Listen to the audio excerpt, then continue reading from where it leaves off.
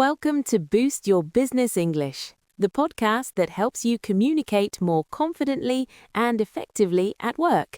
I'm Chloe. And I'm Alex. And Chloe, I have to say, my morning has been a complete disaster. Oh no, what happened? You look a little stressed. Stressed is an understatement. First thing this morning, the coffee machine decided to break, so no coffee. Then I couldn't find my keys, spent 10 minutes looking for them, which made me late for my first call. Ugh, the worst. No coffee is a bad start.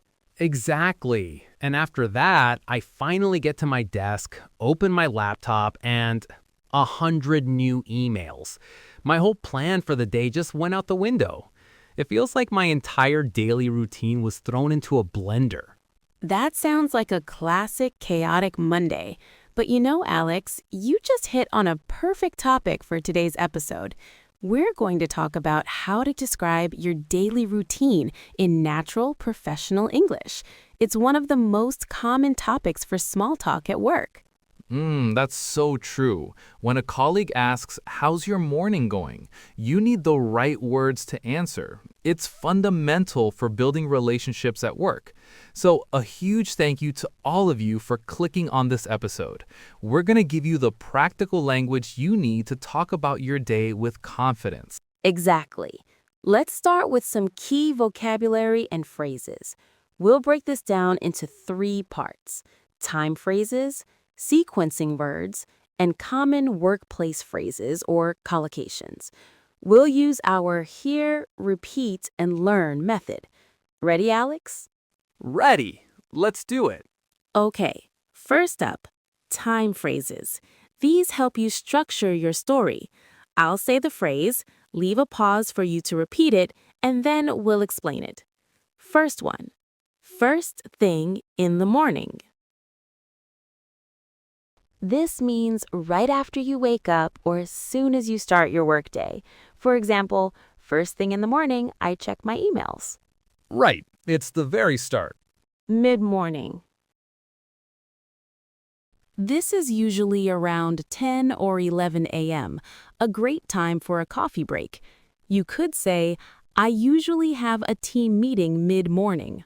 Around noon. Around noon means approximately 12 p.m. It's a flexible way to talk about lunchtime. For example, I try to take a break around noon. Much more natural than saying at 12 o'clock precisely. Later in the day. This is a general term for the afternoon or evening. I have a few calls now, but I will work on the report later in the day. And our final time phrase, by the end of the day. This means before you finish work. It's a very common way to set deadlines. Please send me the file by the end of the day. Great work. Now, Alex, how about some sequencing words? Absolutely. These words are like glue. They connect your sentences and make your story flow. Let's start with a simple one. Repeat after me. Then. You use then to show what happens next. I wake up at 7, then I have a coffee. Simple and effective. A classic. What's next? After that. This is very similar to then and is great for variety. I finish my workout. After that, I take a shower. Using both then and after that makes your speech more interesting. Totally. It stops you from sounding repetitive. Exactly. Now for a more complex one. Repeat. Once I've finished. This phrase is excellent for connecting a completed action to the next one. Once I've finished my breakfast, I start work. It shows a clear sequence. I like that one. It sounds very proficient. It really does. Last one. Repeat before I. This one helps you order your priorities. Before I start on new tasks, I always check my to-do list. Great list, Alex. So we have time and sequencing. The final piece of the puzzle is using natural collocations, words that just sound right together. Let's run through a few common work-related ones. Let's hear them. Check my emails. We don't usually say read my emails when talking about the daily action. Check my emails is the common phrase. Good distinction. Attend a stand-up. A stand-up is a short daily team meeting. You attend it or have it. We attend a stand-up every morning at 9:15. Okay, what about when the day gets busy? Squeeze in a call. To squeeze in something means to manage to do it even when you're very busy. My afternoon is packed, but I can squeeze in a quick call at 3. I use that one all the time. Me too. And finally, for the end of the day, repeat wrap up for the day. To wrap up means to finish. It's a very common professional way to say you're finishing work. I usually start to wrap up for the day around 5:30. Excellent. So we have time phrases, sequencing words, and collocations. That is a fantastic toolkit for our listeners. And if you're finding these tips useful, now would be a perfect time to subscribe to the podcast so you don't miss out on future lessons. Right. Now let's put it all together. Alex and I are going to model a short, realistic dialogue. Imagine we are two colleagues catching up on a coffee break. Listen for the phrases we just learned. Hey, Chloe, how's your day going? A bit busy? Hey, Alex. Yeah, it's been nonstop. First thing this morning, I had to deal with an urgent client request. I hate when that happens. Throws off the whole schedule.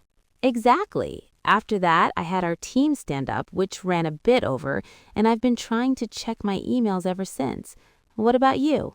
Pretty standard for me. I get in, make a coffee, and plan my day. Then I usually tackle the most difficult task first. Once I've done that, the rest of the day feels easier. That's a smart approach. I should try that. My afternoon looks packed. I have to squeeze in a call with the marketing team later in the day. Mine too. Back-to-back meetings from 2 o'clock. I'm hoping to get everything done by the end of the day so I can wrap up on time. Fingers crossed for both of us. Well, I'd better get back to it. Okay, you too. Catch you later. And scene. Did you hear all those phrases?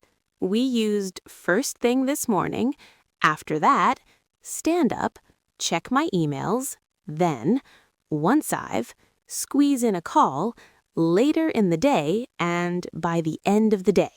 See how they make the conversation sound natural and professional? That's the goal. But knowing the right phrases is only half the battle. There are a few common mistakes that learners often make. Yes, this part is so important. Let's talk about the top 3 errors we see. Mistake number 1, using the present continuous instead of the present simple for habits. A classic. So a learner might say, I am checking my emails every morning. Exactly. But because it's a routine, a habit, you should use the present simple. The correct sentence is, I check my emails every morning. We use the present continuous for actions happening right now, like, I am recording a podcast. For routines, it's always present simple. I start work at 9. Great tip. Okay, common mistake number 2 is about spelling and usage. The difference between every day, 2 words, and every day, 1 word. This one trips up even native speakers sometimes. It does. So every day as 2 words means each day. It tells you when something happens. For example, I attend a stand-up every day. But every day as 1 word is an adjective. It means ordinary or typical. You'd say, these are my everyday work tasks. So, to talk about your routine, you'll almost always need the 2-word version, every day. That's a fantastic clarification. Okay, final mistake. This one is about verb choice, specifically overusing the verb make. Right. A learner might say, I make lunch, or I make a break. In English, we use specific verbs for these activities. Correct. Instead of make lunch, it's more natural to say, I have lunch or I eat lunch. And for a break, you don't make it, you take it. So I take a break around noon. Other examples are take a shower, not make a shower, and have a meeting, not make a meeting. Avoiding those three mistakes will make your English sound much more natural. So, to recap, use the present simple for routines, use every day as two words, and use the correct verbs like have and take. Perfect summary. Now it's over to you, our listeners. It's time for our listener challenge. We want you to put this into practice right away. That's right. The best way to learn is by doing. So here is your challenge. This week, take out your phone and record a 60-second voice memo. In that memo, describe your typical workday.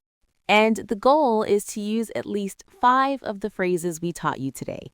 You could use first thing in the morning, after that, squeeze in a call, wrap up, attend to stand up, any 5. You don't have to send it to anyone. Just listen back and see how you sound. It's a powerful way to build fluency. It really is. And if you want more practical tips like this, feel free to explore the other episodes on our channel. We cover everything from meeting language to presentation skills.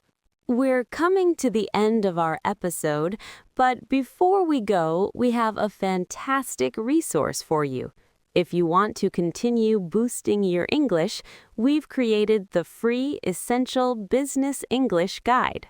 This guide is packed with the most important phrases, vocabulary, and tips you need to sound professional and confident in any business situation.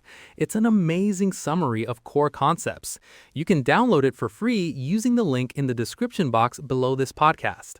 It's an absolute must-have. And if you enjoyed today's episode and want to make sure you get our lessons every week, please hit that subscribe or follow button now. It helps us a lot and ensures you never miss out. We have one last thing before we say goodbye. We love hearing from you, so please leave a comment below and answer this question. What is the one part of your daily routine that you find most difficult to describe in English? Is it explaining your tasks, talking about meetings, or something else? Let us know in the comments. Your feedback helps us create better episodes for you. Thank you so much for joining us on Boost Your Business English. I'm Chloe. And I'm Alex. Keep practicing, and we'll see you next time.